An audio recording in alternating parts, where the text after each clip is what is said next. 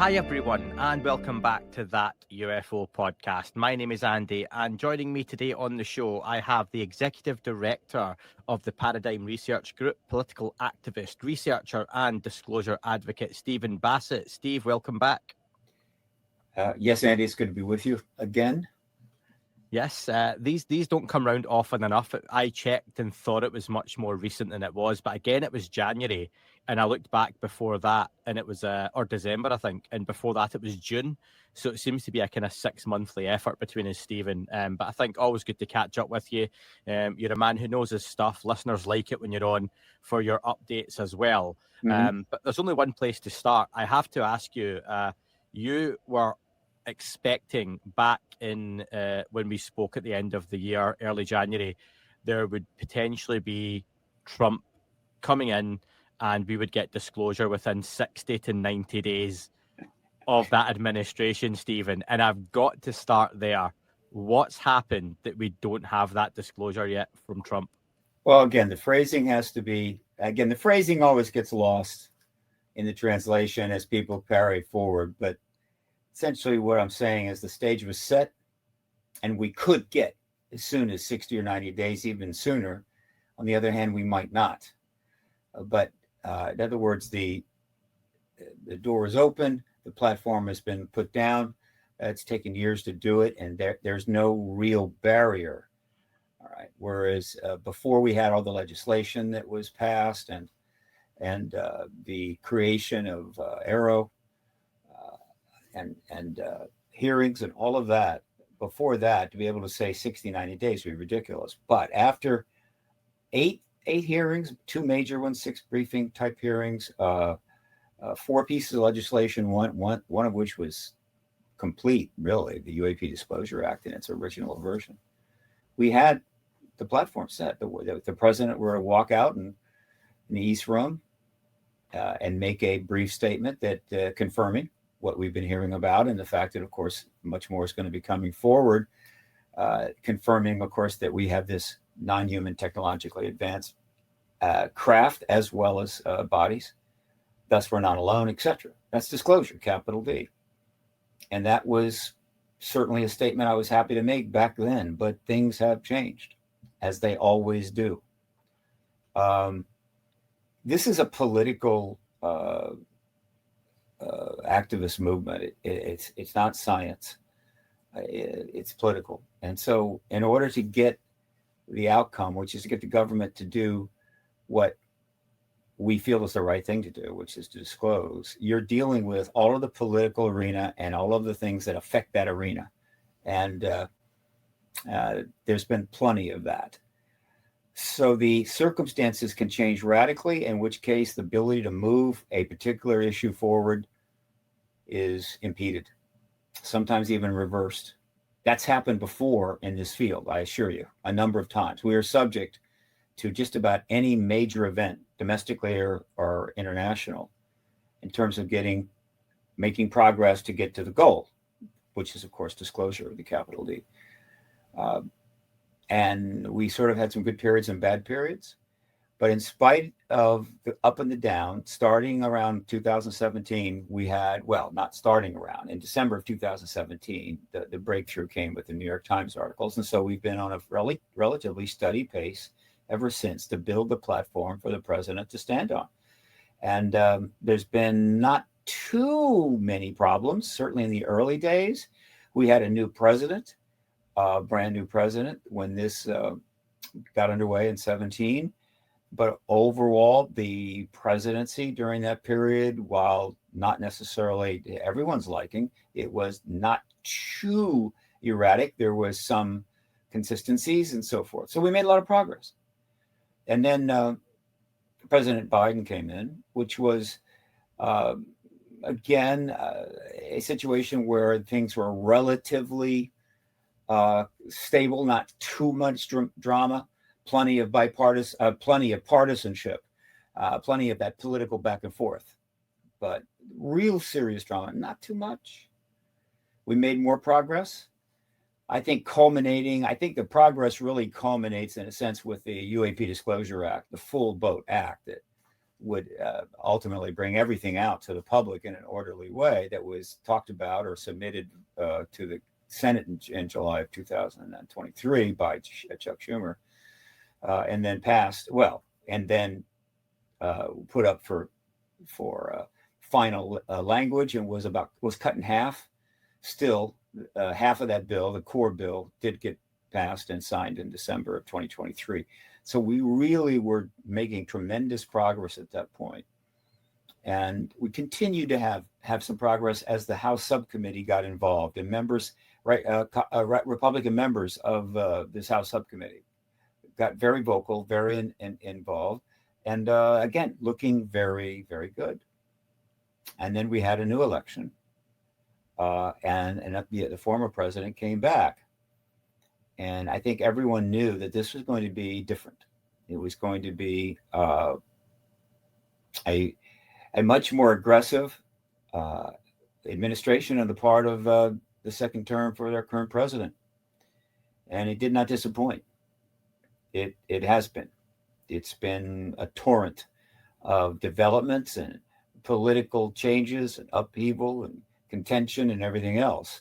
And that obviously was not going to help advance this issue, or was certainly going to perhaps impede it.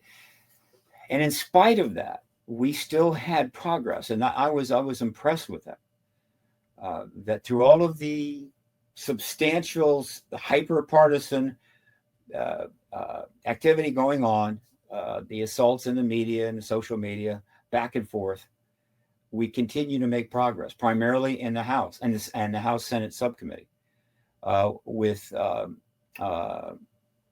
new task force created for that subcommittee by the Oversight Full Committee, called the Task Force on Declassifying Federal Secrets, with the chair, Anna Paulina Luna, who was involved in, of course, the issue going back some time. All of this was very favorable. And yet, there was much more to come. And so, as we try to get to the next stage, we have a new problem. And that, of course, was war now has broken out between Israel and Iran.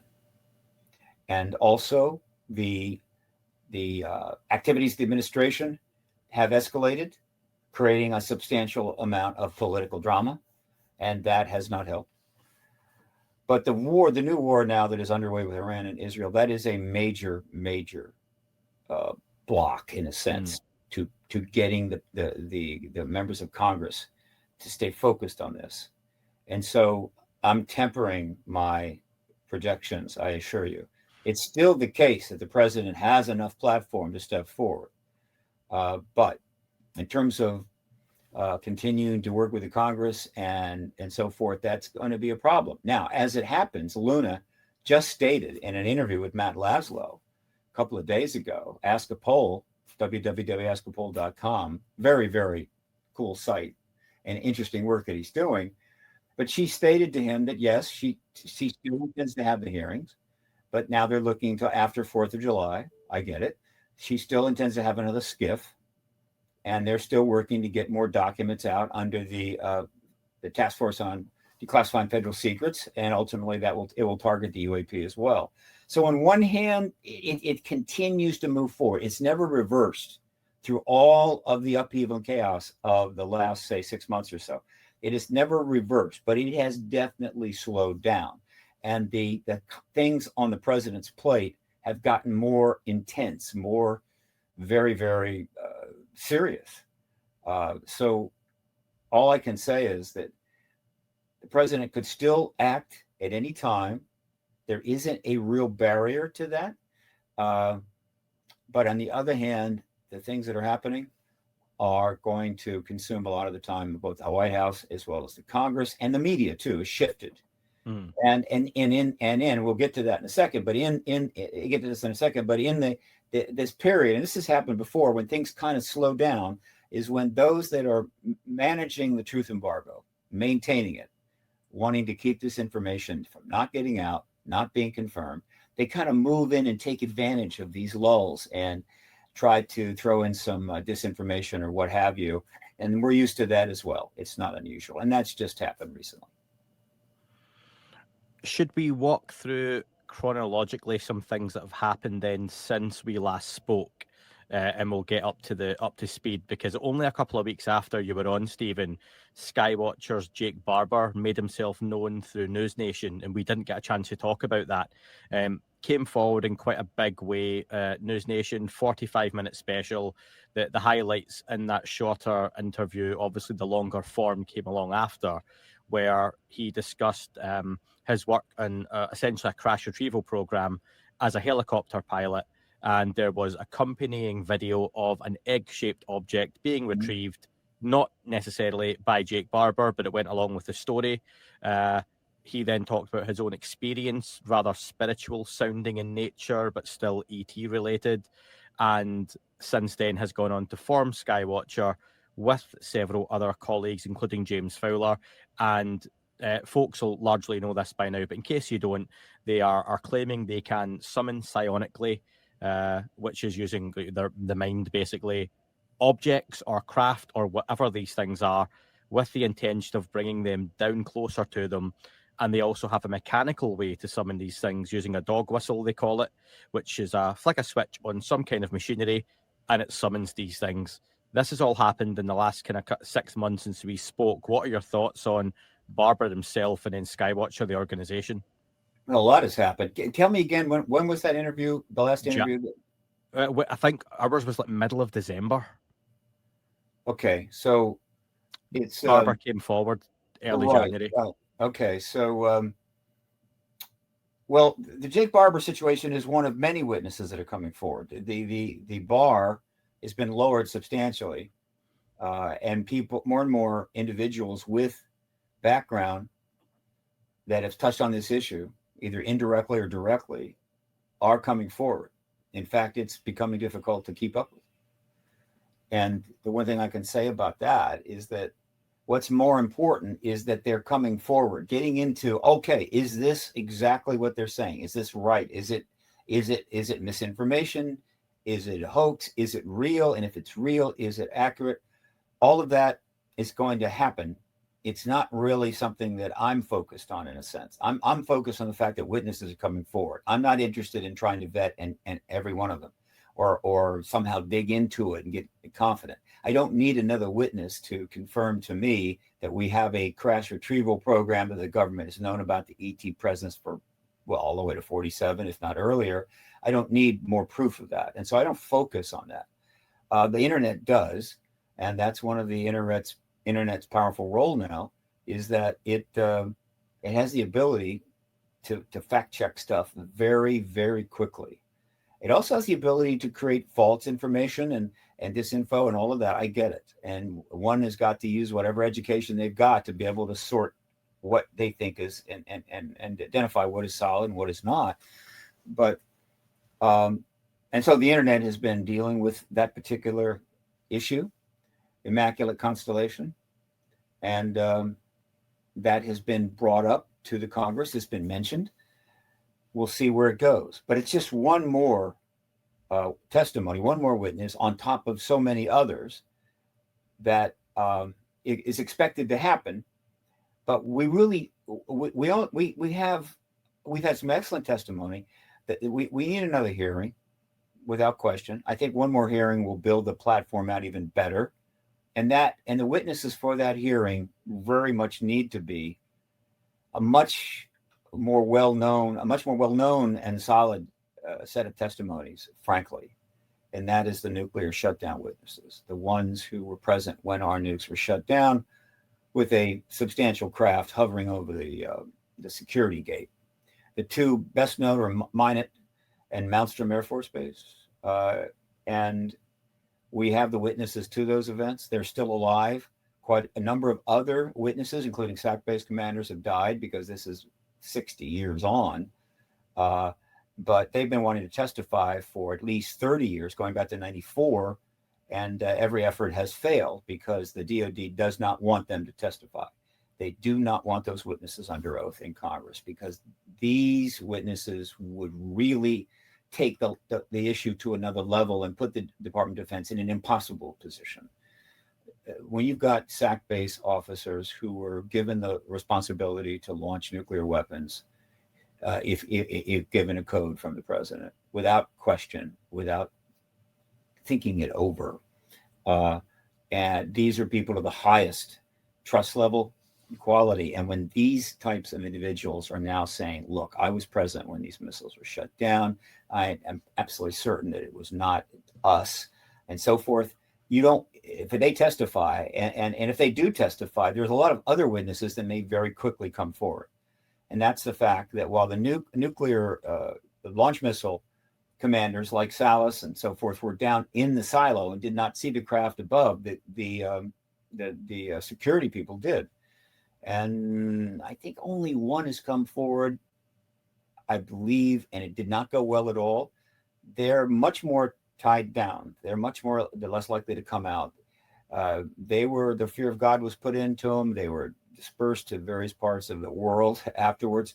And they really haven't come forward. The SAC base officers are a different type. They did come forward, but those other witnesses could turn up as well. So they just don't want that testimony, and they've gone out of their way to stop it. All right. Now, so would Jake Barber be a good person to testify? It's possible. That's fine. And there are others. But I'm focused on the nuclear shutdown witnesses. And I've done as what I can to get all of that information to the House Subcommittee and the Senate Intel Committee. They know about these individuals. They've known about them for some time. So we're doing our best to see that they are the next set of witnesses that testify, hopefully at the hearing that Luna is talking about in July. But can I ask you? Yeah. Can I ask you, because it's a really good place for you to comment on this. The Wall Street Journal article that's just been out recently that has been lambasted online, cited as being poorly researched, very biased, a lot of quotes that seem to be direct or at least led by Sean Kirkpatrick potentially. They try and explain away the Malmstrom event in that article as being an EMP test that was literally brought up to the gates to shut down missiles. I have just spoken to Tim Phillips, who believes that is also the case. He says Arrow checked that out, and they have got work coming out soon that will corroborate that explanation. I disagreed with him that was legitimate and likely, that is what happened. He believes otherwise. Do you believe then, if you're looking for these nuclear witnesses to come forward as being strong candidates for a hearing, things like this are coming out ahead of time to try and put the dampers on that, if indeed they do come out? I think you've got it. So Phillips is also behind this report. Well, that makes him, and also Kozlowski, I believe, all of them have got a rough road ahead, because that's all a lie. And whether they know it or don't know it, they may really think it's true because that's what they've been told and they're backing it, or they know damn well it's not true, but they're lying in service again to the truth embargo. But it's not going to go well for them. To put this in context, and I'll bring up the article in a second, I was a little shocked by it, but maybe not so much, because the disclosure process, which was charging ahead, right, from November of, or rather July of 2023, when Grush comes forward, and then the hearings, further hearings that took place, and so forth, it's just charging forward, making a lot of progress. If the opportunity were to arise for the managers of the truth embargo, the DoD, to push back, they were going to do it, and that opportunity came when things began to escalate out of control, not particularly internationally. So you had the October 7th events, you had the response of Israel to those events, which has created enormous pressure and turmoil internationally. And then you had other developments in Iran that were starting to happen. So they made a decision that this was an opportunity to push back, right? The press is preoccupied.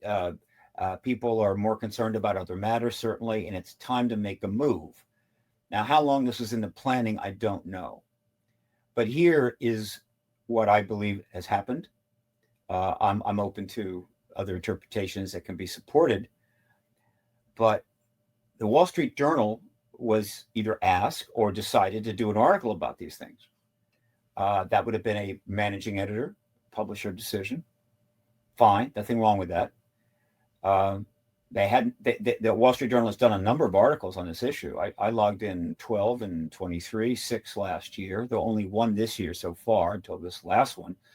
Most of these articles are fine. They're covering what's going on. They're not particularly biased. And so, but we also had this massive UFO flap that they ended up converting into a drone swarm. But in fact, it was a UFO flap that had drones in them, our drones involved. And that was creating a lot of pressure. And so they decided to make a move. They used the Wall Street Journal. Now, the Wall Street Journal assigned the article to two of their very competent national security reporters, Joel Sheckman and Aruna Viswanathan. So they're good reporters. And what did they do? They did what good reporters should do. They went and talked to people that are knowledgeable and involved in this issue within the government. And in fact, and I'll share this with you now. Let's see if our share will go down. Okay. I'm going to come up here. I'm going to go to this. Get my glasses on. I'm going to do a share. I'm going to share. And I'm going to bring up the article. And let's see if it comes up. Is that okay, Andy? It's showing up? I have to add it to the stage. Mm-hmm. It's there. So this is going to be a very important article. This is going to be discussed historically as very significant, the timing and what it represents. So first of all, I want to take you to something that's particularly notable. All right. And the statement is this. This account is based on interviews with 24 current and former U.S. officials, scientists, and military contractors involved in the inquiry, right? As well as thousands of pages of documents, inquiry into the issue, and recordings, emails, and text messages, almost certainly provided by these same individuals. They did not go and talk to very many people in this field. They talked to Bob Salas because I gave Joel the contact to Bob Salas. And when I did, I also provided him a lot of information about the nuclear witness situation. I actually met with Joel Sheckman at the Wall Street Journal offices and gave him even more information. And so, but so in a sense, he talked to me. That's fine. But primarily he wanted to talk to Bob Salas. And obviously he did. And that's all I knew. And that was 3 months ago. And then I hadn't heard anything since until this article dropped. And so, as far as I know, he talked to 24 people in government, like Kirkpatrick and Kozlowski, Phillips, whoever, other people at the Pentagon and other scientists in the government connected, and he talked to Bob Salas. And then they wrote this article. All right. So, the article is in two parts. The first half is roughly the 2025 equivalent of the DOD trying to pull another one of its maneuvers to hold off the inevitable. One of those efforts was the pushback against the Roswell situation in 1997 as it continued to blow up and get bigger and bigger throughout 1992, all the way for 5 years leading up to the 50th anniversary in Roswell, New Mexico. A book by Corso, The Actions of Representative Stephen Schiff, and much more, was really putting Roswell on the map again. And so they came up with the mogul balloon, and then they came up with the crash test dummy explanation for the entities itself. They held a press conference at the DOD just before the Roswell anniversary in late June, early July. And Colonel Haynes came out and tried to explain it all the way, and it was a joke. It was a fiasco. The film is available. Go watch it. It's one of the great embarrassments in the history of the U.S. Air Force. They did something back in 1969 when they tried to put things to bed, closing down Blue Book, putting out a Condon report that was also bogus and a disgrace to Dr. Condon and the University of Colorado, neither of which have apologized. So they've done this before at a time when it was much easier to get away with it, but they decided to try it again when it's not so easy to get away with it. And so what they did is so bold and outrageous that I have to admire the chutzpah. They tried to make the case that virtually everything that has been brought out of substance that has really got people's attention and challenged even regular scientists is, in fact, a brilliant disinformation campaign conducted by our government to deceive us, because they were trying to mask all of the research and all of the fancy stuff they were doing in airplanes, missiles, and whatever, so we wouldn't pay as much attention, and they disguise it. It's a complete lie in a sense, because the government has done disinformation. And maybe on occasion, and disinformation on two bases. One, when it was appropriate, they could use the UFO phenomena underway to protect some of their programs. In other words, if somebody sees an experimental craft or something, they could say it's an unknown, it's a UAP, and then it would be like, it's UFO. All right, you don't know what it is, but they know what it is. It's one of their planes, and so in that sense, it gives them a little breathing room. But it's not a fully orchestrated program. They're taking advantage of it. But they did do a lot of disinformation to deliberately undermine the issue, muddy the waters in order to prevent people from coming to conclusions and doing research that would take the issue somewhere. They did do that kind of disinformation, but they never admitted it. I mean, Richard Doty admitted it, that he was involved in AFOSI and a disinfo campaign, but that was Richard Doty. The government really has never admitted it. Now they just did. Yes, we did do information, massive amounts, and that's what explains basically the phenomena. This is a joke, a lie. It's ludicrous. It's an embarrassment to the Air Force. It's an embarrassment to the Department of Defense that they still think, in the age of the internet, where millions more are on top of this issue and aware of this issue, there's even more research being done, and we have the ability to communicate with each other and vet this kind of stuff real time, that they can get away with it. It's a sign of complete disrespect for the American people, a disregard and arrogance and elitism. We are too stupid, too untrustworthy to be given the truth of this matter, and they will continue to play this game as they please, and it's not going to work. So the first half of that article is an absolute joke and an embarrassment on the United States Air Force that, along with so many other things, they're going to have to answer to. I do not think that the Wall Street Journal is complicit here. If it is complicit, it would have to be at the very highest level, the publisher level, literally, in which a deal was struck, an agreement, let's do this in service of the country. But Sheckman and Viswanatha, I do not believe were recruited in this. They just did an article. Now, they may have been told, look, you're going to focus your interviews there. We don't want them to go out and start talking to people in this field. They don't have the substance, the gravitas. Let's stick to basic sources and get a story out. And they did. And that's the first half.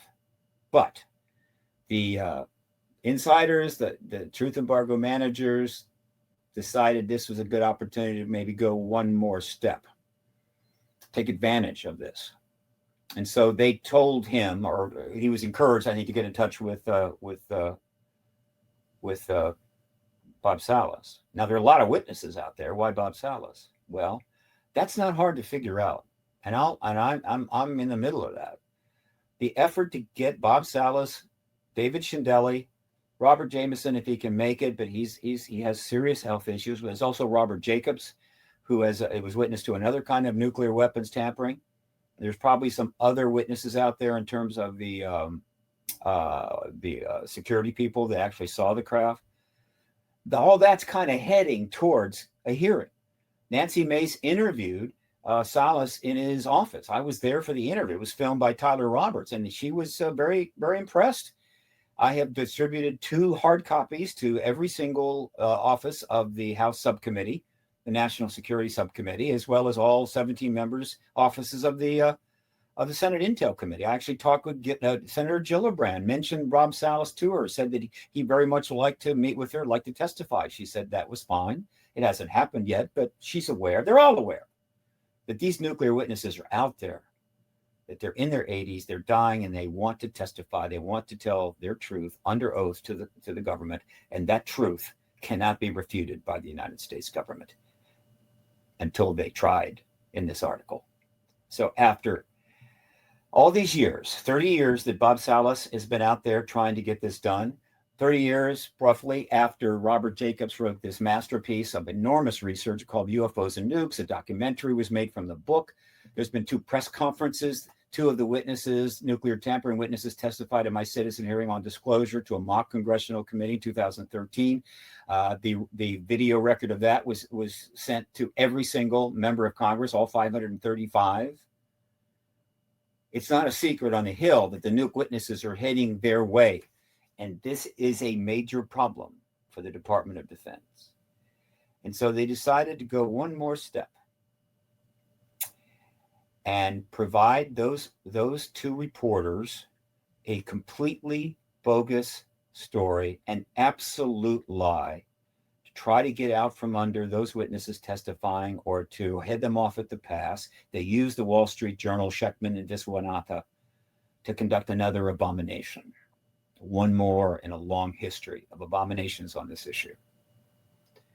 And tried to explain that what they witnessed at Malmstrom and Minot, without getting into the other events that have taken place, right? Not only here, but Russia, but at least those 2, which is where the witnesses are focused, was essentially an EMP experiment to see if the nukes could withstand a nearby EMP event. In other words, an enemy EMP event, which is a nuclear event, and shut them down. I don't know what to say. There's a level of arrogance operating here that is breathtaking. The kind of arrogance that keeps you stupid and ignorant and results in an institution designed to protect us, to make mistakes that put us at harm. And they do it over and over again. They get some things right. I'm not saying they don't. But this is an abomination. Now, it's already being shredded on the internet, ripped to pieces, because this isn't 1969 and it isn't 1997, and you just can't do this kind of crap anymore because the internet is incredibly powerful. It's a powerful disinformation platform, if used that way. It's a powerful propaganda. It's also one of the great fact-checking entities of all time. When people are really focused and determined and interested, and the number of people interested in this issue that's on the internet is in the tens of millions, if not hundreds of millions. And so, just as happened at a recent briefing, an important briefing that was held on the Hill, sponsored by the subcommittee, funded and conducted by the UAP Disclosure Fund, which is a not a nonprofit, but a 501c4 political entity set up specifically to deal with this issue and the post-disclosure world is coming. The moderator held up a photograph. And that photograph was seen and live streamed. And within, I think, maybe less than 12 to 14 hours, it had been debunked, right? Simply a reference to the general location of where the photograph was taken resulted in X number of people going on Google Earth and scouring that whole section of the country. It's a lot of territory, literally scouring it until, boom, they found exactly where the photograph was taken and exactly what it was. It was some irrigation circles, which are very large and different colors. And at the right angle, it looks like a craft with a shadow. Okay. That was in 12 hours. Okay. So that's the age we live in. And so what's happening now? Articles are appearing here, there, and everywhere, completely shredding this stupid story. One is come out from the New Paradigm Institute. That's been published, spreading. You've got another article that was published by Merritt von Rennenkamp, who operates in the Hill with a substantial background. He shreds it. Another article is written by Kevin Wright, Roswell Daily Record, I believe. He shreds it. Others are doing the same thing. It's a joke. It's an absolute joke. I happen to know a fairly well-known insider who I could mention the name, but because he is writing a letter, which I think is going to get published shortly, also shredding it, I'll wait till that letter comes out and he can speak for himself. The point is, he was on way back in the 60s on a team that was assigned to try to explain what happened. And has told me firsthand that they ruled out the EMP explanation, which was certainly a possibility. Not a chance. It's impossible. So that's what's happening right now. Nobody is going to step up primarily and support this. And so they've spit on Congress. They've spit on the House subcommittee, right? And here's one of the responses. And let me be generous here.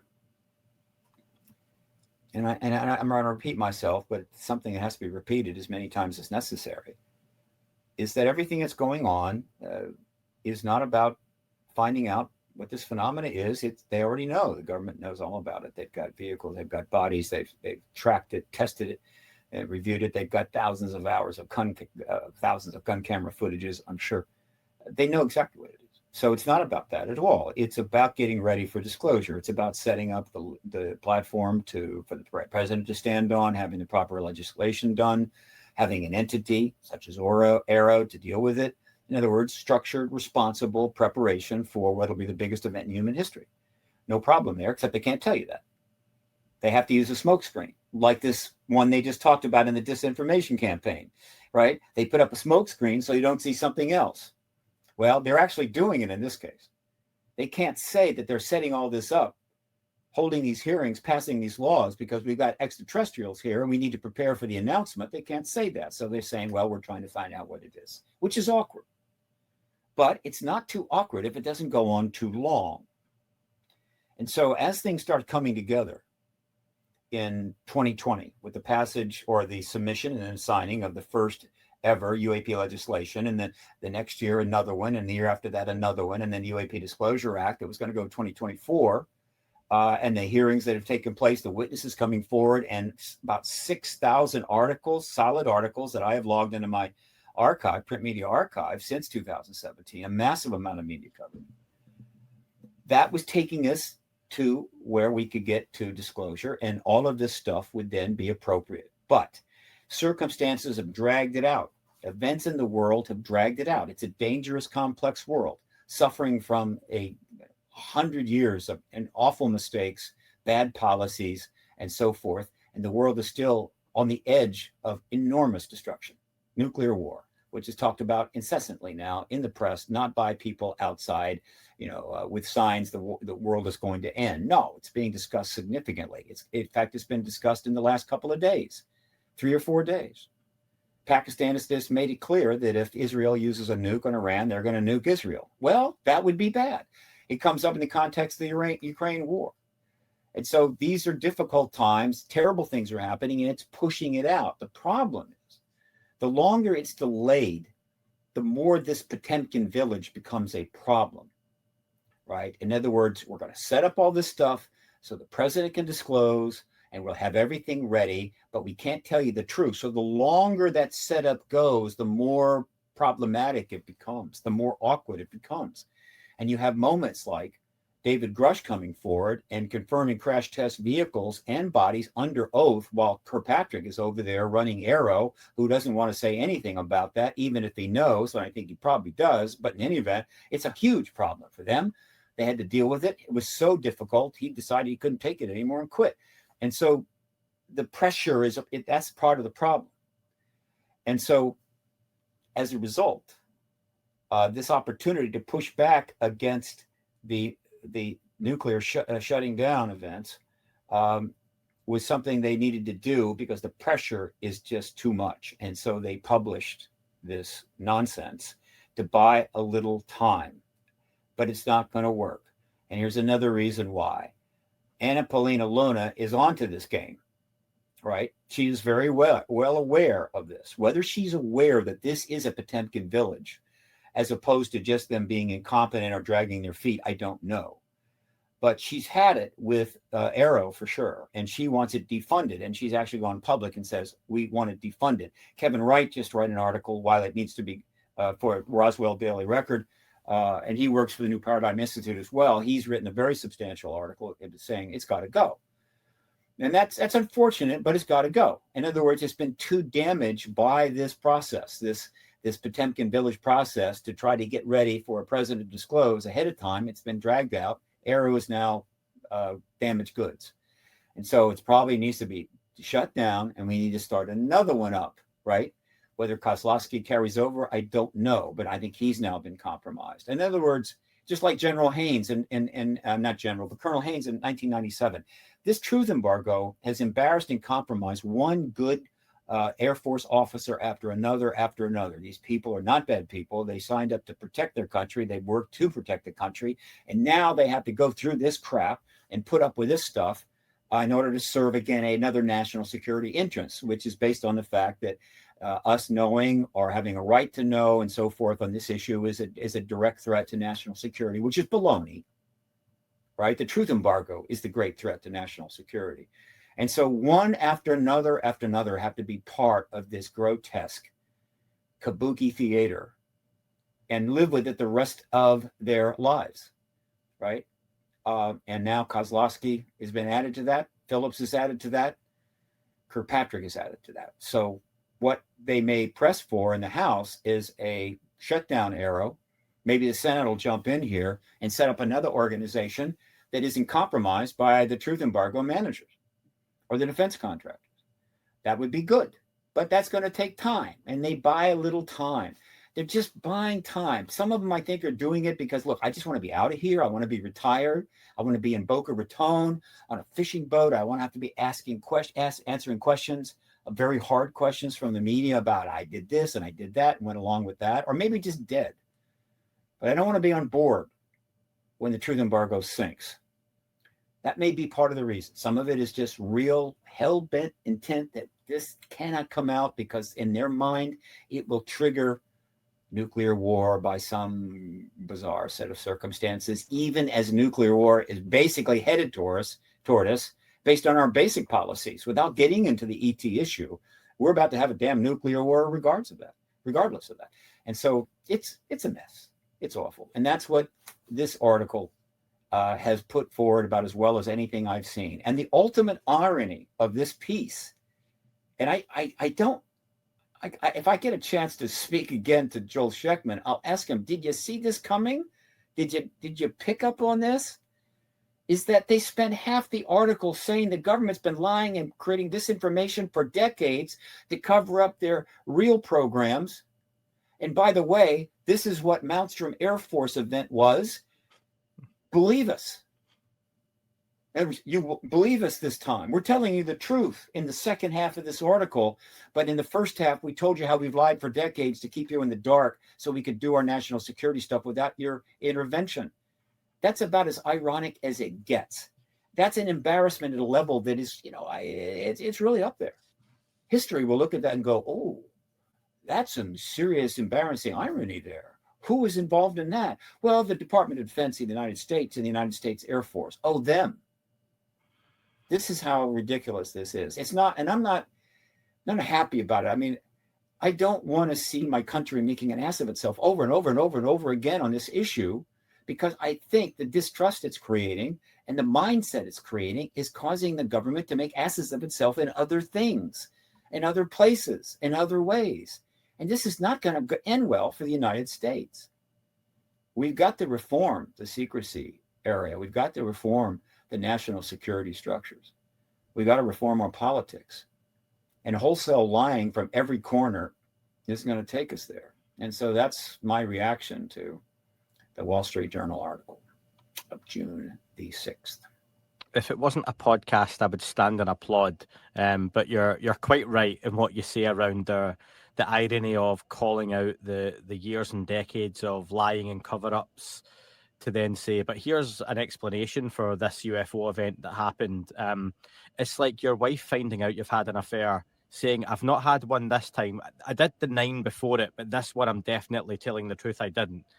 And the EMP thing for me, it just sounds like a really strange way and really irresponsible and dangerous way to test something that surely they could have done. It's like, I love the film Apollo 13, but when the LEM had trouble in space, they didn't shoot another one into orbit with the astronauts on board and then recreate the scenario and say, let's try and fix it, otherwise you're all dead. Mm-hmm. They created a simulator at NASA, and they made it safe, but they worked on it there. There are so many ways they could have tested what they wanted to test without rocking up an actual EMP and disarming nuclear weapons live on site. that's just one of 10 major reasons why this is complete nonsense. Hmm. It's not even a close call. It's embarrassing. All right. And it's like, let me give you another example. The massive orb display that the UFOs, the ETs have been putting on, well, they put on all through most of last year, including ships at sea and whatever else, which was in many cases over military facilities, so it couldn't be ignored. It's a UFO flap, nothing like it. The 1952 flyover of basically orbs or plasma balls, whatever the hell you want to call them, essentially the Foo Fighters, which were reported extensively in World War II, over the Capitol in July 52, was kind of a flap of sorts, lasted about 11 days. This is 100 times bigger than that.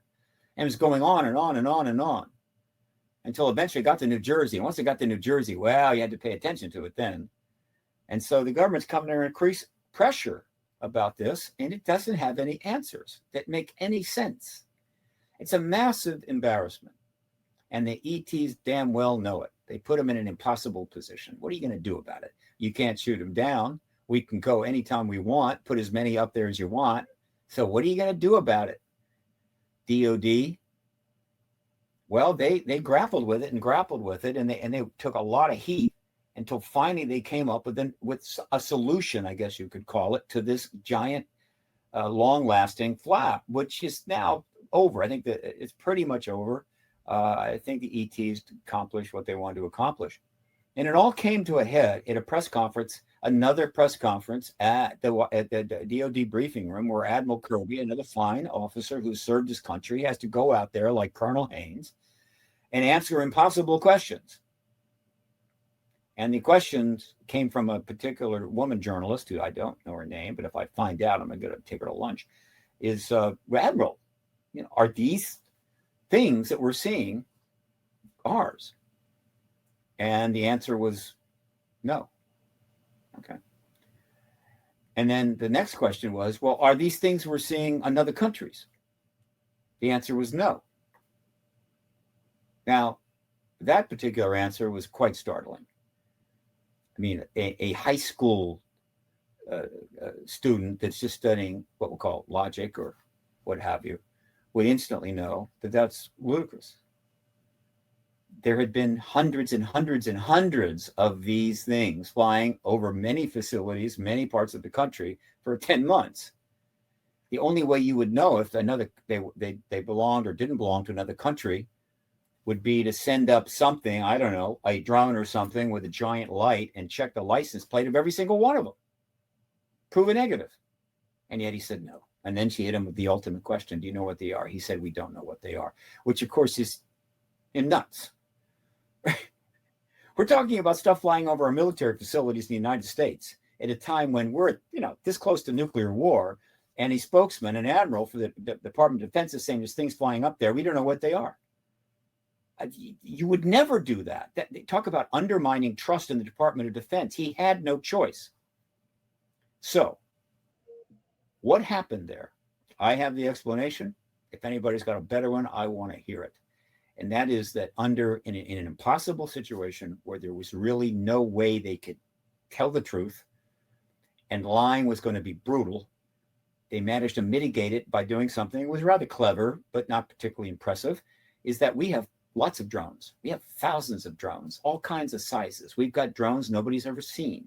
We've been creating advanced drone technology for decades. Who hasn't been? There are lots of them.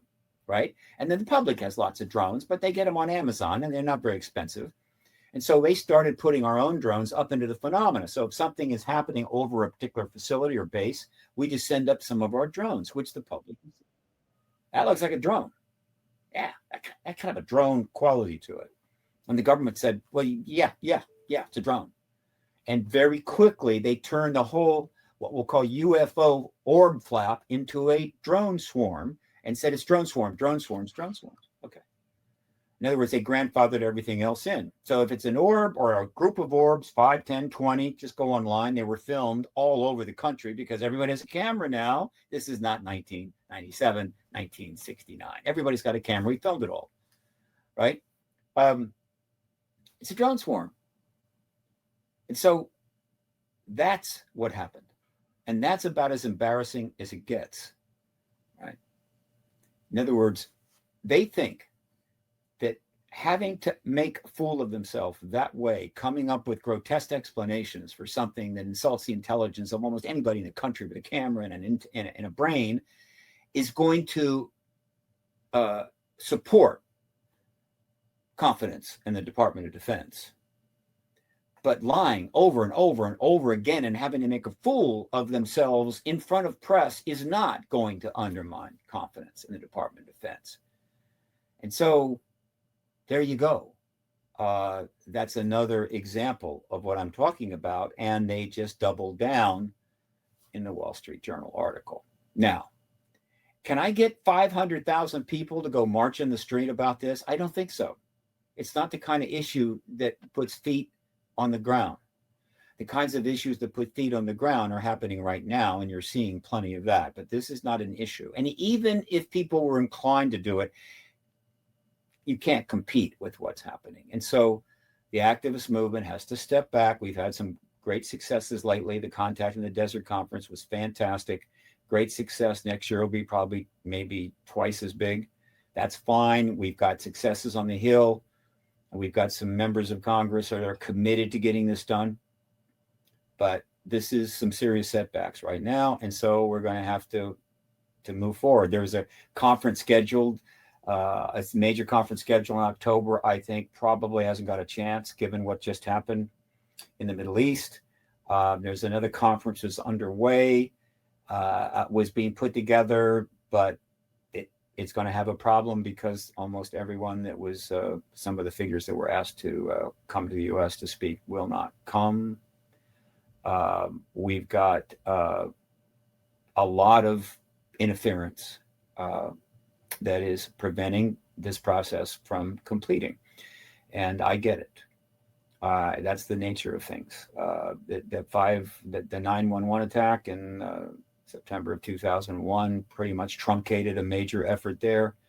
And there's been other things like that. It's a dangerous world. It's a complicated world. And this issue is ordinarily important and complicated.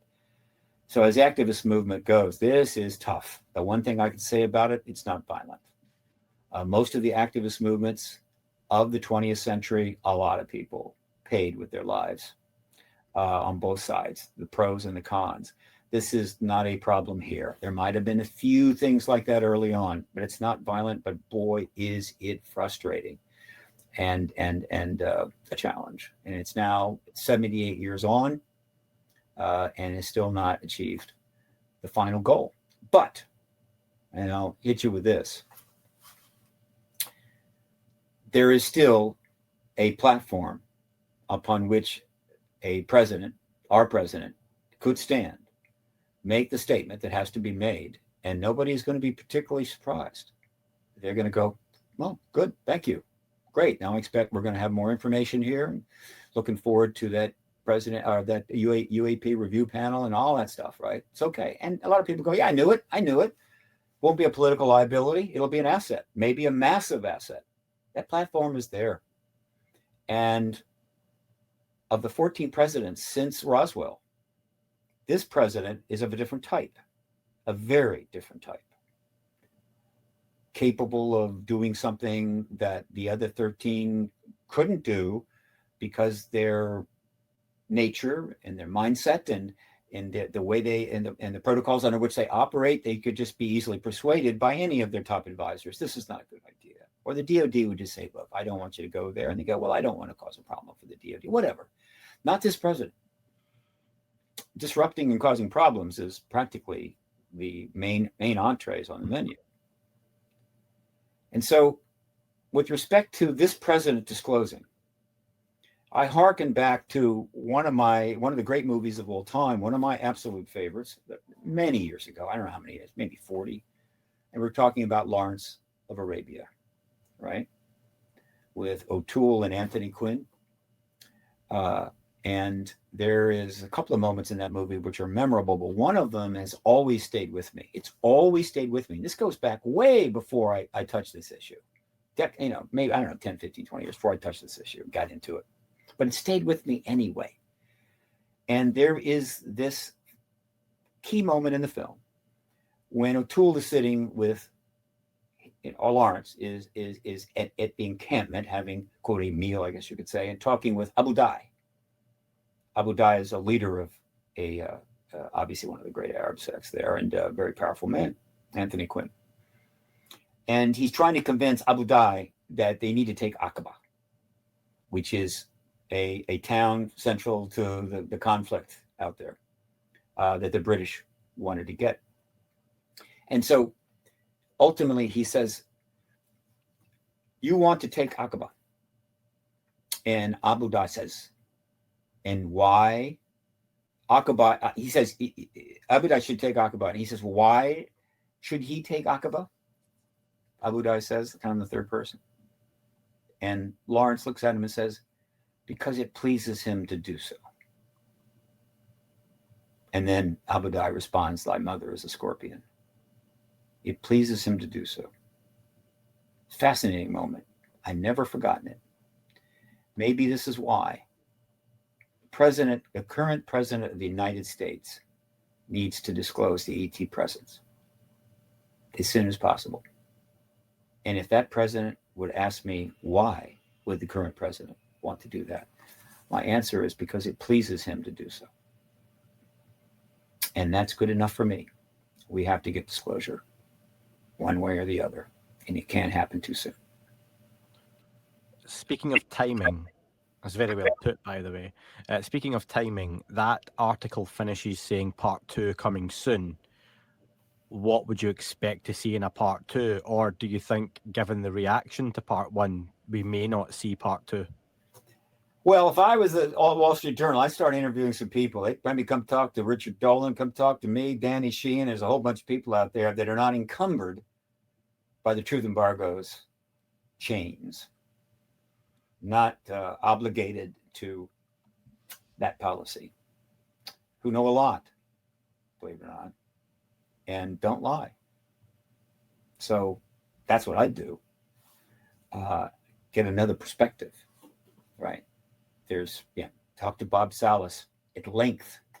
Bring in several other the Nuke witnesses, such as David Schindele and maybe Robert Jacobs or some others. Have them talk to them. That would be a good thing to do. They could also apologize in the second part. That would be okay.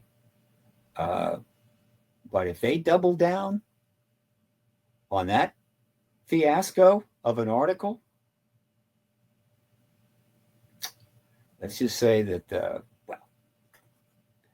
the paper will go on. I mean, it's owned by people with billions of bucks, whatever. The paper will go on. But that stain will never go away. They'll live with that for his life. Everybody that's involved will live with it until they die, and the paper will never get away from it. It'll be one of the great, classic blunders of any newspaper. And there's so many that happen all the time. I love journalism. I love journalists. I think journalism is key to democracy and saving democracy. And it's done more good than bad overall. But when it makes mistakes, it makes big ones. And because of that, and because of the collapse of trust in government, journalism is also under attack. And pretty soon, nobody's going to believe anybody, in which case, I don't know what happens to journalism. I guess you just go on X or TikTok or something and find out what's going on, and the journalists all just dry up and go away because they can't make any money. I don't know. It's a weird, crazy, changing world. As I get older, it's even more difficult to keep up with. It's hard to respond, but it's happened before in history where massive changes have just left people behind and went to places they couldn't imagine, and nations and empires, republics just disappeared in the dust of history, I guess. Is that happening to us? I don't know, but it's not good. I'm an optimist. In fact, I am attacked consistently for being too much of an optimist. You are the optimist. Yep. It's getting harder. Well, listen, I want to dive into some listener questions which jump all over a few different aspects of the topic. And quite a few people, Stephen, reached out to me to mention they had seen you talk at Contact in the Desert, which you've mentioned just happened a few weeks ago. couple of questions on that. The first one from Mohammed. He says, my question to ask Mr. Bassett is to further explain a fascinating theory he told Chris Ramsey in an interview last week at Contact in the Desert. Steve theorized on why the different types of NHI we have encountered thus far share so many similar features to species on Earth. That is, reptilians look like reptiles, insectoids like insects, and Nordics and Greys look like humans. He theorized that it is possible that an advanced NHI species a long time ago incorporated DNA from different species taken from Earth to create these new ascension beings. Is fascinated by this theory and would like to hear him talk about it a bit more. Well, you just told the theory. I mean, that's it. That's it. Yeah, moving away from politics into the phenomena. I'm not a researcher, right? So don't write it all down and it's gospel. But if you're in something for this long, 29 years, you get a sense of what's happening. You don't have to be dig deep. There's tons of research been done. All those books you see behind me, multiply that by probably 500, 1,000. Well, maybe that's not too much. It's not fun. So we got about 500 books. Multiply it by 100, 200. Maybe you have the number of books that have been published on this subject, and whatever. Anyway, the point is that I'm very much a fan of the contactees. I know many of them. I've talked to them.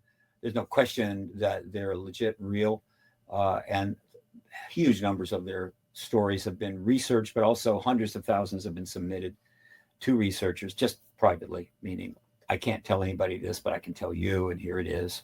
I'm not going to, give interviews or talk about it, but I just want you to know hundreds of thousands. We have a pretty good idea what these ETs are doing from the contactees. Of course, there are no ETs, so the contactees are all insane, right? And so it means nothing yet, right?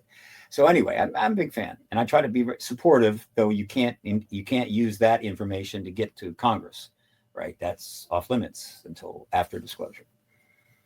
But we know about the types. They've been talked about relentlessly for decades. They've been drawn and painted by people that had the memories, and they come back and they draw it. It's like a forensic, what do they call them? Forensic artist or something that, tell me about the person that robbed you, and they write it. Yeah. Well, these people got a lot better look at the ETs, not only once, but repeatedly. So we got a pretty good idea. And there seems to be a dominant group. I'm not saying there aren't outliers, but it's a dominant group. And it's the Greys, the Nordics, the reptiles, and the insectoids. Some call them insectolons or whatever. And everybody goes, oh, the reptiles are very scary and whatever, and the Greys are weird. And that's fine. But after a while, something occurred to me, which I really was intrigued by.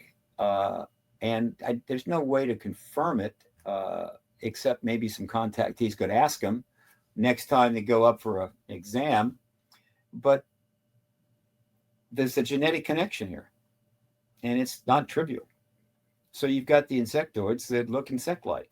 Why? Because they got insect DNA. Where did that come from? Came from Earth.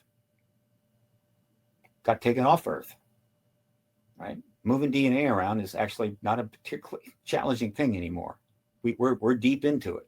We just don't have space travel. But if we did, we'd be going to other planets, grabbing some of the life stuff, bringing it back and experimenting with it or whatever. And so insect DNA was taken from our planet, picked a number of years ago, and ended up being involved in creating another species, a sentient species that had this DNA as part of their makeup. Insectoids.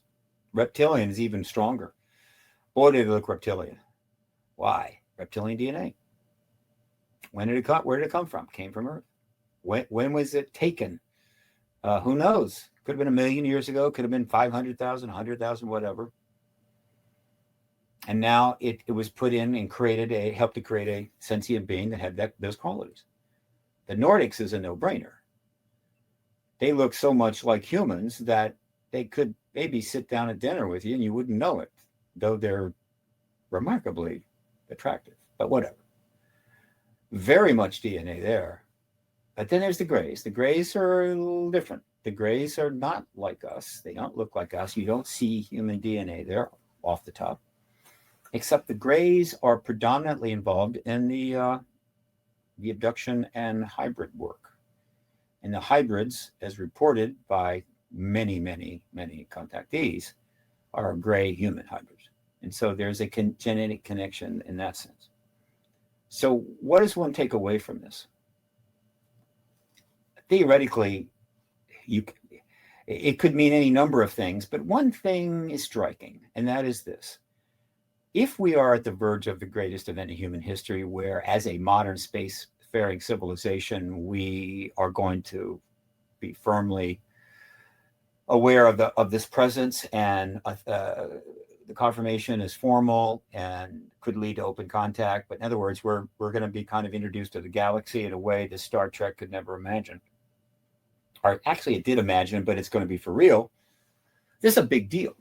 It's like a major event in the history of this species, which goes back 300,000 years, and the life goes back several billion years. It's a big deal. It was not such a big deal if they're showing up in Egypt or somewhere 3,000 years ago and helping build pyramids. That's kind of interesting and it's fascinating, but it's not as big a deal as this. It's back then they were all gods. Now they crash and we have bodies that stink up the Roswell Hospital. So it's a big deal. Is it possible that this particular group is here as opposed to any number of others, God knows how many they are, because of their connection to us genetically? In other words, they're here because they have either a vested interest or simply want to be here when this extraordinary event takes place. But they also seem to be participating in other work. And so it's kind of a homecoming. It's kind of a bar mitzvah in which the relatives show up to cheer on the 13-year-old as that person enters, that kid enters a new life. I love this idea. I'm stuck with this idea. I'm going to keep preaching, or not preaching, but telling this idea until somebody says, nah, it's not true, and it convinces me. But I love it. It takes a lot of the sting out. It takes a lot of the bile out of it. Yeah, these are the people who would be here for this. Why would they be here? To watch us be slaughtered? I don't think so. Right? So, not surprisingly, if we have disclosure and if we have open contact after that, while there's the speculation of having to then interact with unbelievably advanced species that we can't even recognize them, they can float around in space or whatever. How can we possibly deal with them? We might be having open contact with essentially non-human species, extraterrestrials, who are not that far advanced and have genetic connections to us. In other words, you don't have to be a million years ahead to be advanced. We've seen the technological curves. Yep. If you're just 150 to 200 years advanced from us, you're pretty advanced. 1,000, okay. So, but any advancement of substantial could be substantial advancement could be hugely advantage to us if we could have access to the tech and the science and be able to use it to fix things as opposed to blowing up things. And so it's possible this has all been significantly put forward with the help of the ETs, driving the process, preventing it from going backward by constantly being seen and showing up or doing whatever they want to do, leading to disclosure, which leads to open contact, which means that we're now dealing with extraterrestrials. I believe they're extraterrestrials. I'm just not going to go to the time travel stuff and the other stuff, the multi-dimensions. It's just too sci-fi. I'll stick with extraterrestrials, which is exactly what we would be if we showed up at another planet. Now, maybe if we didn't have star drive, it might take us 10,000 years to get there. But once we got there, we would be an extraterrestrial. So this is not a big stretch, right? But we're dealing with extraterrestrials that are more advanced with science and tech that could be very helpful to us, who just happen to have a genetic connection to us, either one going back or one being created now. I love this idea. It would make for a fantastic novel if I could write a novel, but I can't write a novel. But I do talk a lot. And so I'm going to keep putting this out there because until it's refuted, because it is an explanation that accounts for a great deal of everything that's happened in the last 75 years, but portends a much more favorable outcome than many would conclude. And I'm down with favorable outcomes because right now there's hardly any to be found, but that would be a good one. So maybe that's what we're headed for.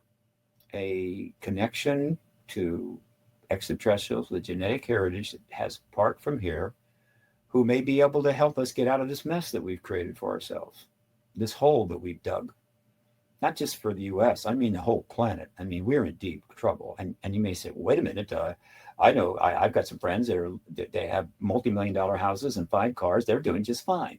Yeah, no, that's not what I'm talking about. I'm talking about the couple billion that aren't doing fine, that are going to eventually come and burn that person's house down, steal their cars, break into their underground nuclear bunker, and do terrible things to them. That group, that's why we're in trouble.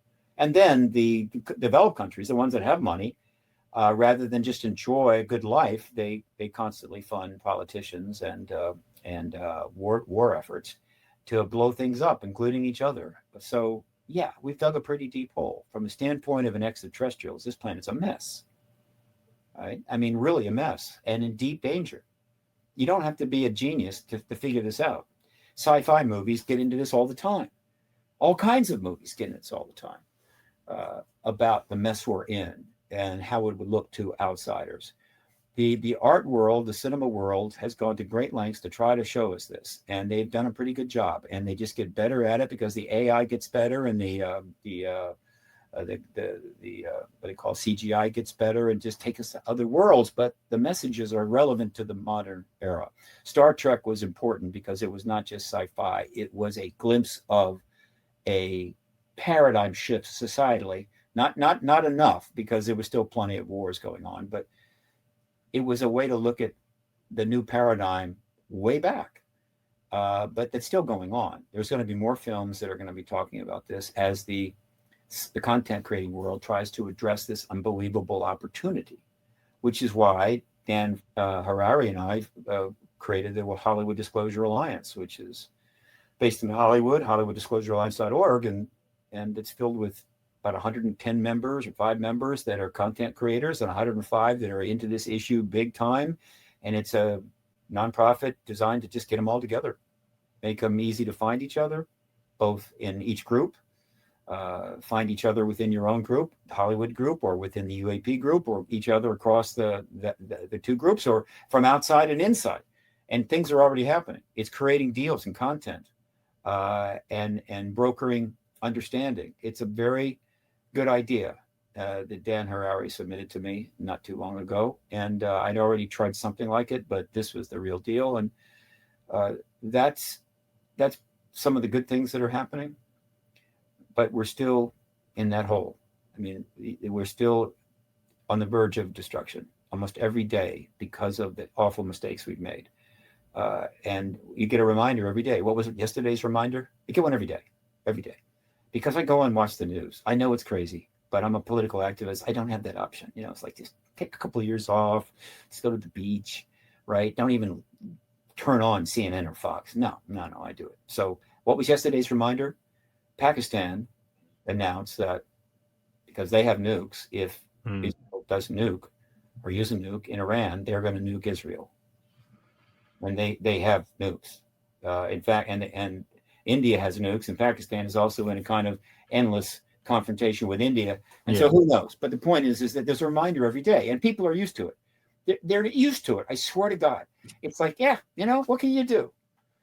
Well, that means they're not doing anything about it. They're not really putting politicians in office to address it properly. They're not responding, and they're subject to manipulation. They're just, they're used to it. Hey, what can you do?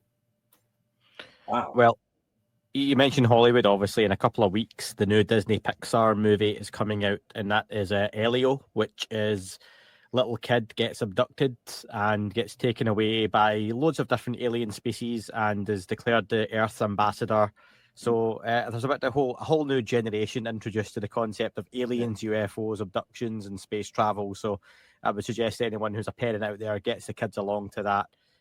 Disney Pixar is always a good production as well. So the kids got to have some attention as well. They're part of the post-disclosure world is coming. Then you had Wildcat, you had Mars Needs Mothers. That was a bomb, but still they're trying, right? But let me tell you, they have the skills to educate the world on this subject legitimately and make things a lot easier. And there is content like that coming. I may even be involved in a little of it. You never know. No. If I am, I'll probably promote it like hell on these podcasts. But the film industry is a major component in this, and HollywoodDisclosureAlliance.org is trying to help with that. If you think you could be a member if you think that it's a membership is something for you because you're a content creator or into the UAP issue very bigly.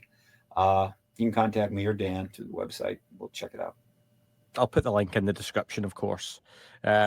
Purple Burglar, you mentioned AI, asks, what if disclosure already happened, but not from the government?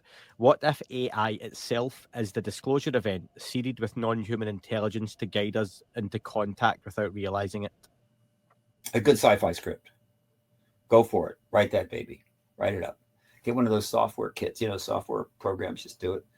In terms of, is that reflecting what's going on now? I highly doubt that. No. But I'll tell you, AI is significant. Obviously it's significant, but in terms of the ET issue, it's non-trivial. Why? Because if we have disclosure and open contact,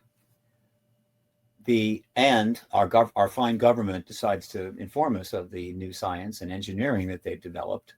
I'm not really interested in their new ET-based weapons, right? They can take and put them where the sun doesn't shine, but in terms of the tech and engineering possibilities and what we could learn from ETs could, again, provide technological answers to the worst of the problems we've created, right? I mean, I understand that I need to meditate, and I understand that there's some getting back to nature would be helpful, and I understand that and all that. But there's 8.3 billion people on this planet, headed to 10 billion, the problems that we face are going to require technological solutions.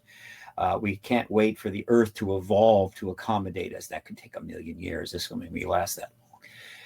Now, if you're going to have to deal with advanced technology, extraordinary technology, and you're going to have to deal maybe even with the owners of that technology that are more advanced than you, what better new science could you have than AI?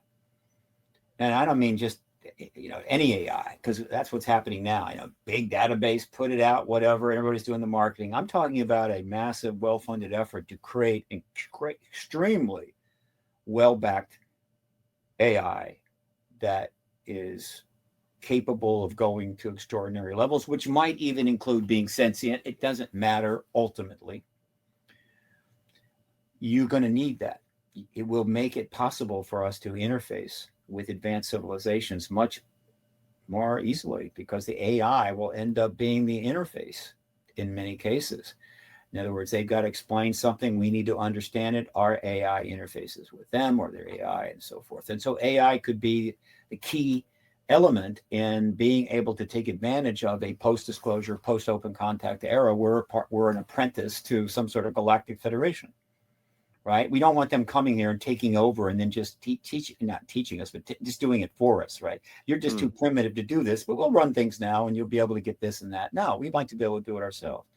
So AI is coming at a rather interesting time. It seems to be perfectly timed, if I'm right about the disclosure process. So that's a positive, right?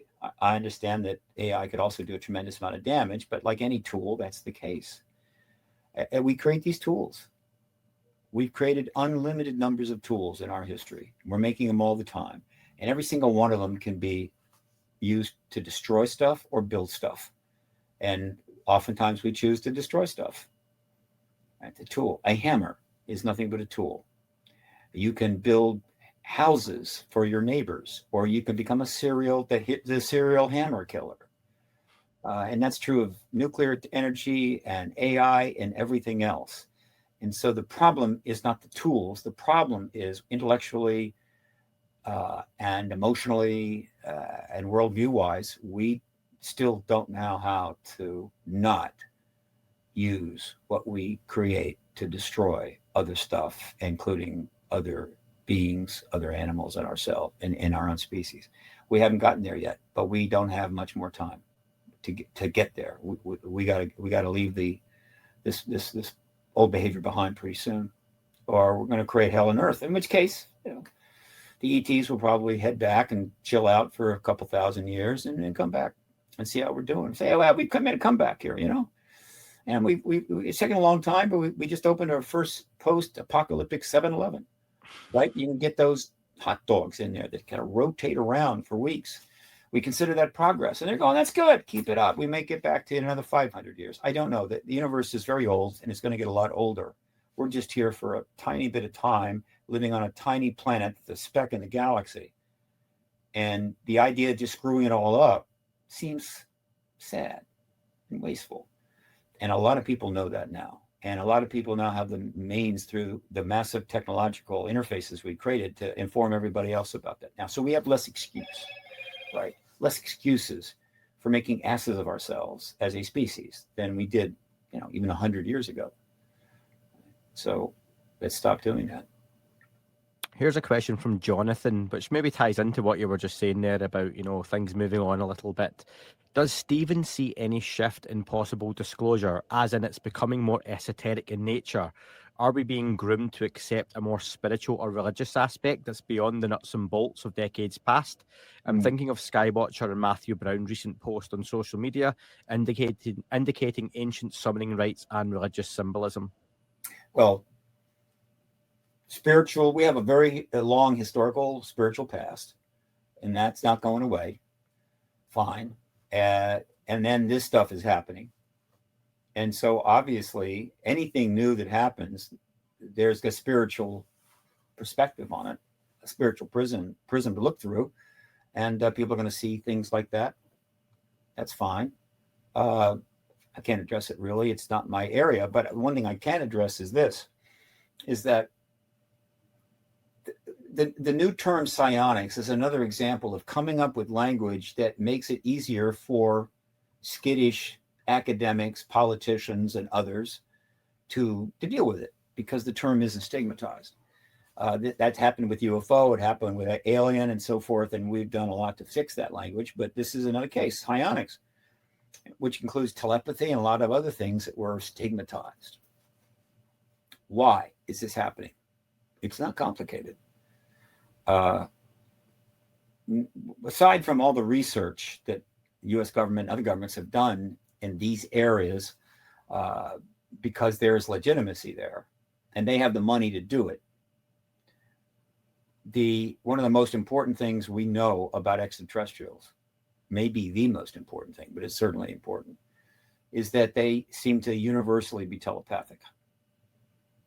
If one of them was telepathic and the rest weren't, that would be pretty profound. But the fact that they all seem to be is even more profound. Why?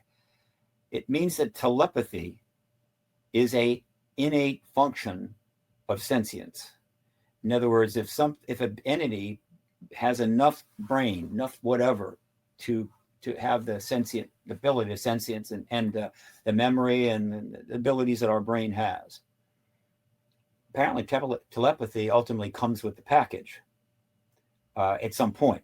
It may always be there, but it needs to be unleashed. But it's part of being alive. Like, there's a number of things that are common to all life matter. It looks like telepathy may be one of them. That is a huge thing, an absolutely huge thing. And so the very fact that that's being reported has opened up that door to those areas of inquiry. Telepathy being one, psychokinesis could be another, remote viewing, clearly, which is even more profound than telepathy and gets into some stuff that's really out there. All of this is being semi-legitimized by the reality of the ET presence. As it gets more and more confirmed, people are more and more now willing to engage in that issue. And not surprisingly, those that are in that issue, which some call consciousness or sentient consciousness, all these areas, they're joining up with the ET group, and they're turning up at the same conferences. They're just studying. AI is kind of a bridge between the two.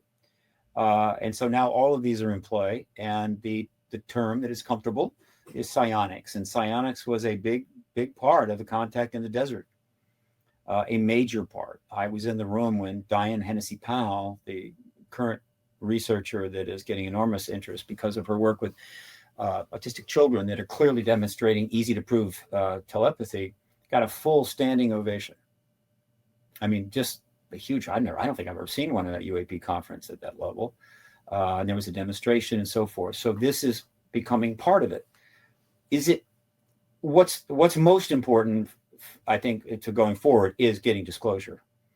And as this whole thing expands, as you now add to the nuts and bolts ET stuff, the psionic stuff, and the kind of abilities that ET brains seem to have, that we may have, and all of that, The more this expands, the more critical we must have disclosure, because without it, this is all going to be messed up. It's going to be awkward. It's going to be more painful. It's not going to get funded. People are going to be confused, maybe even upset, maybe scared. The world is more than we know.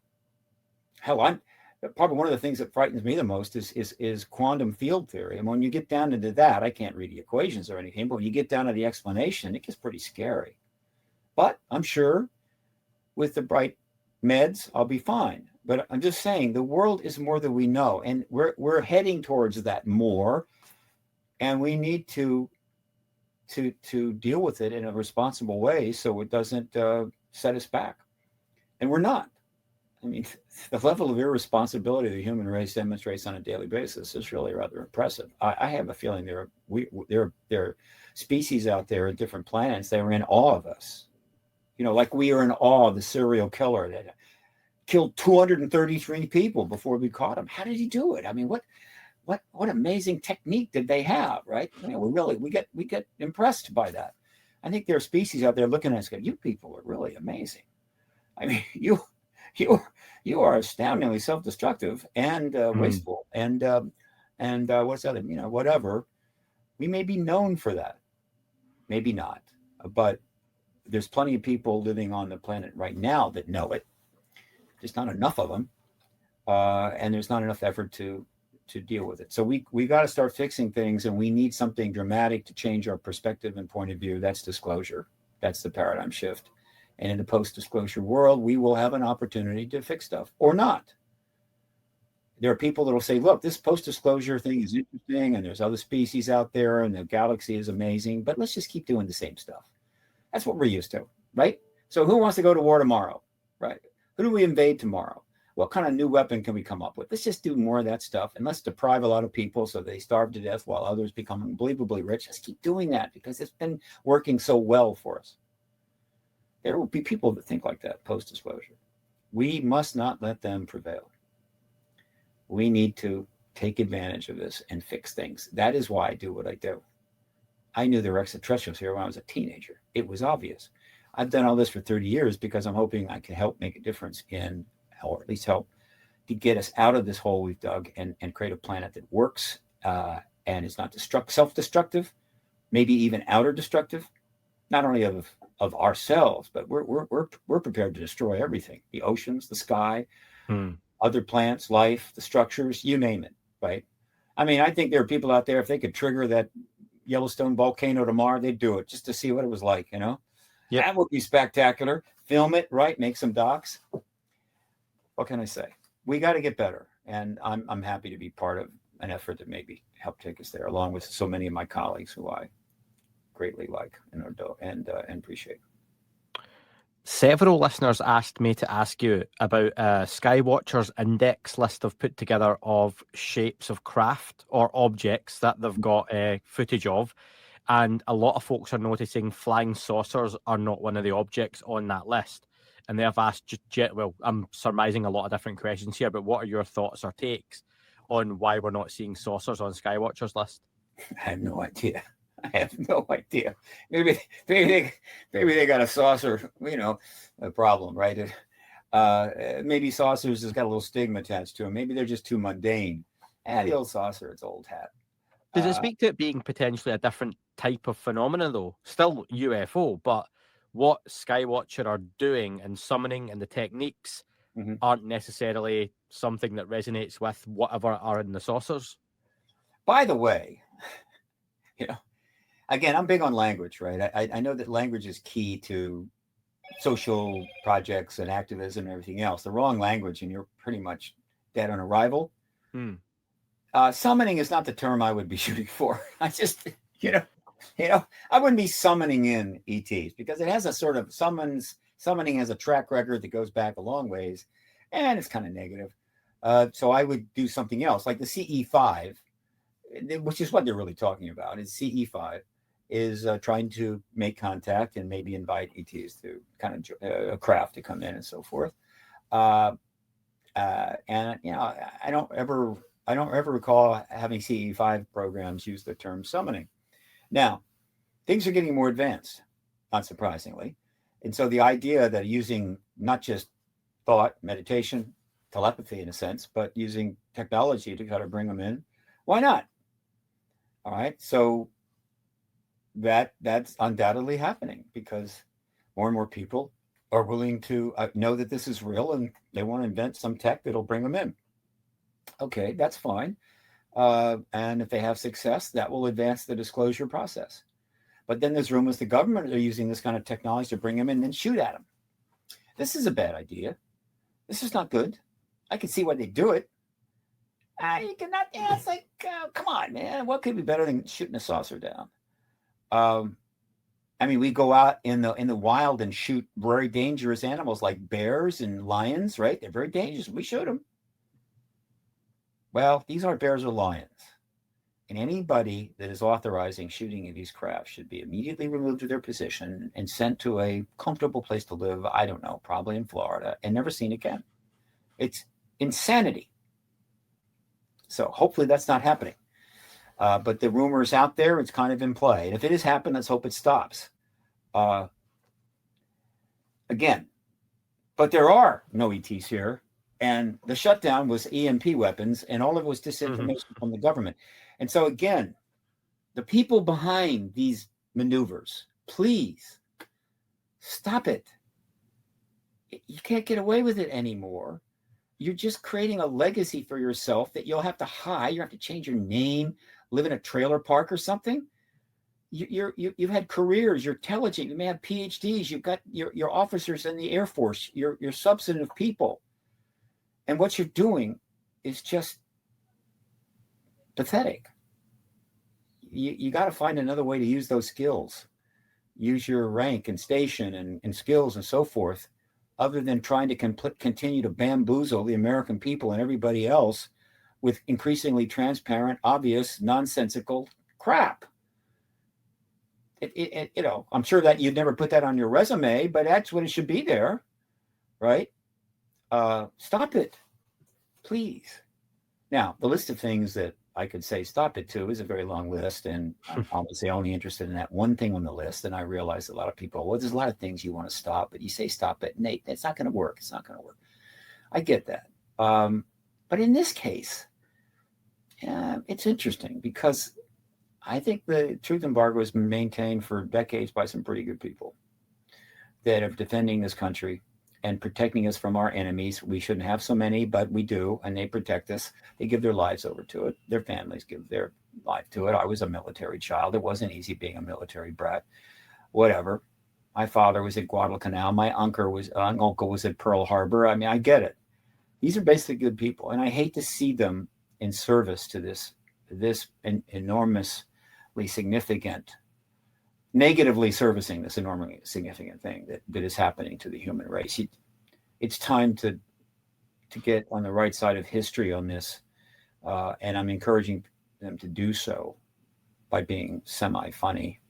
But it really comes down to making a choice. Do you want to help end this truth embargo, or do you want to continue it? And given how many other things that have people incredibly upset and concerned that they want to quit this job or that job or walk away, I mean, this is probably not on a par with many of those things. So I understand.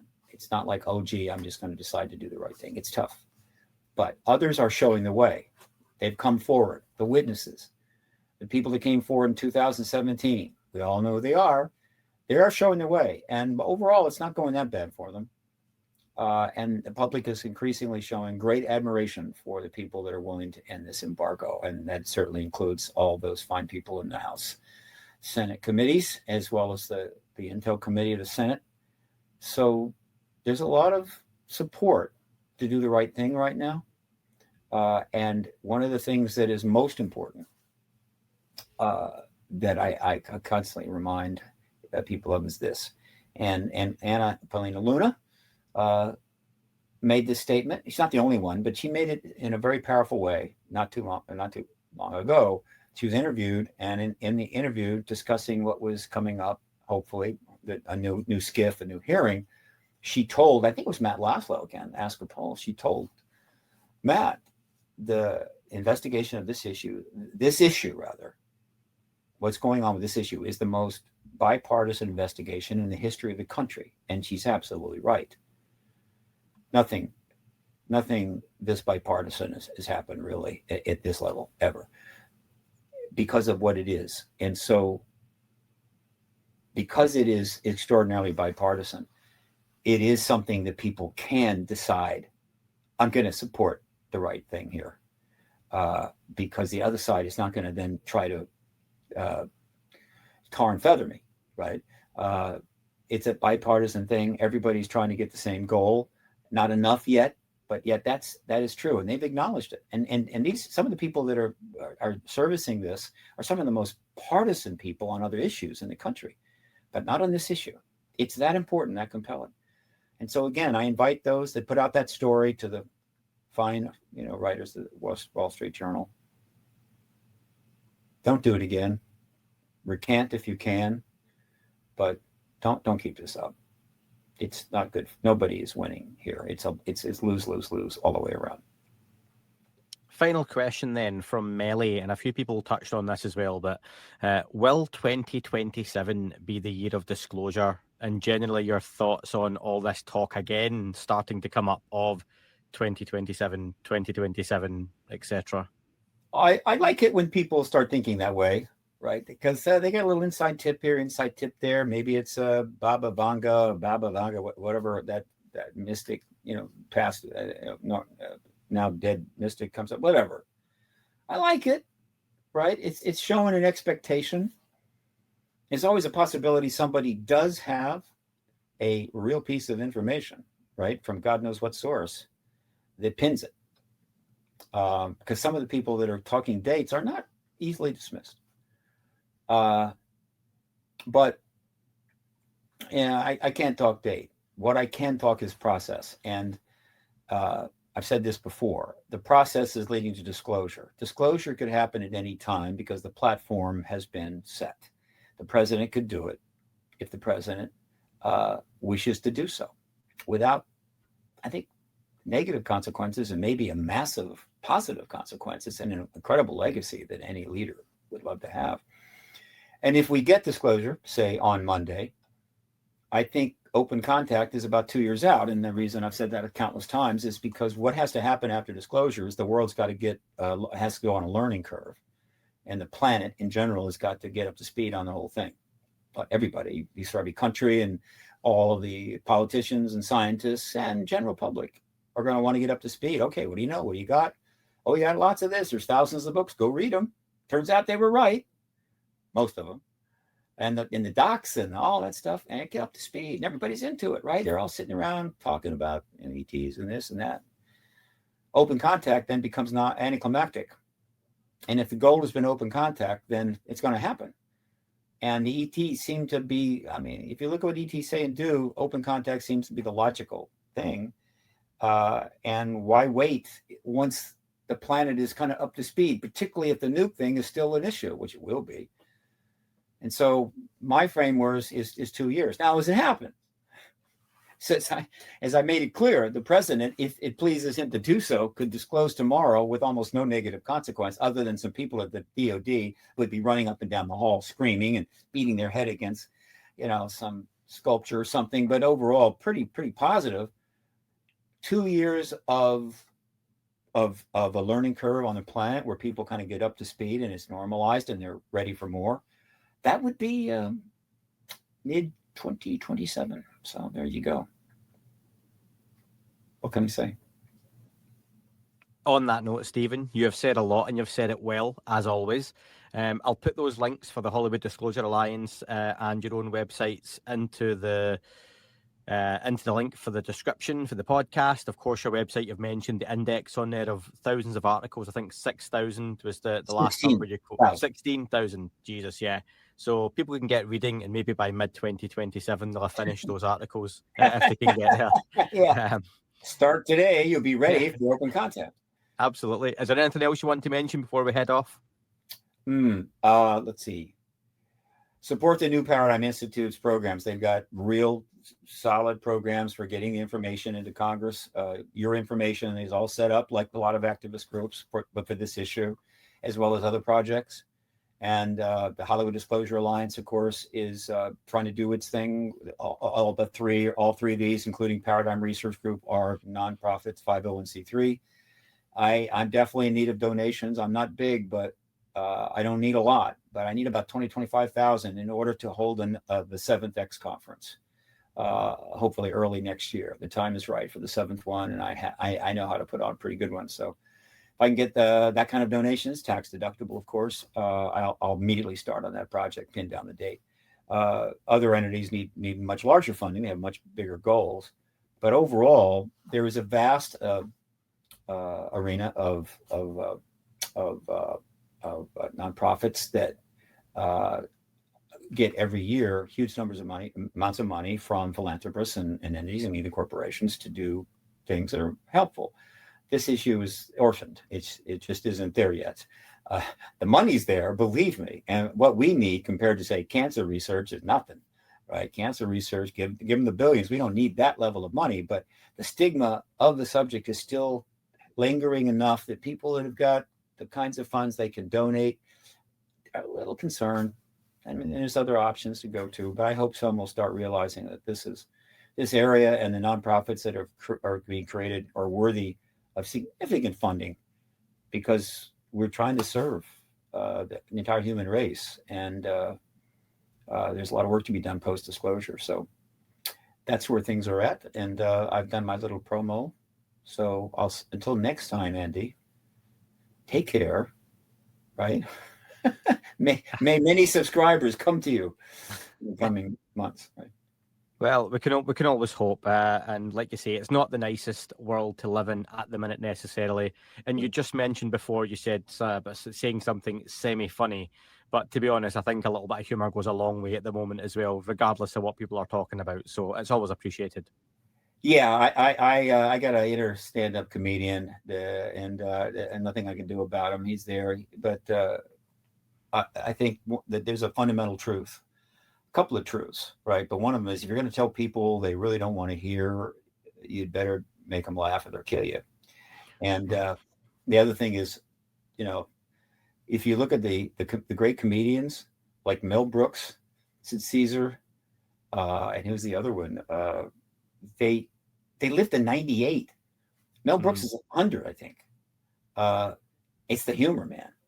If you can keep it going, keep that humor going, add years and years, maybe even decades to your life. So I go there. I can't help myself. Awesome. Well, thank you very much, Steve, and we'll speak very, very soon. Yes, sir.